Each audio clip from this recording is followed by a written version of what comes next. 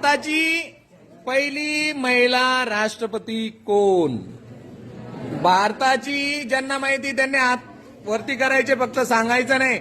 भारताची पहिली महिला राष्ट्रपती कोण? ज्याला बोलेल त्यानेच उत्तर द्यायचंय. ओके, ज्याला उठवेल त्याने. हा, उभं राहा पेरकर.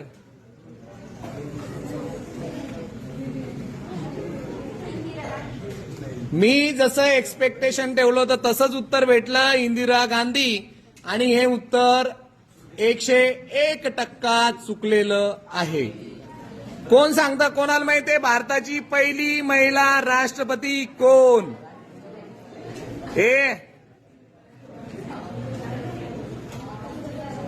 हा, तूट तांदळे.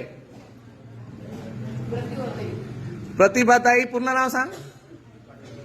प्रतिभाताई पाटील या भारताच्या पहिल्या महिला राष्ट्रपती आहेत. आणि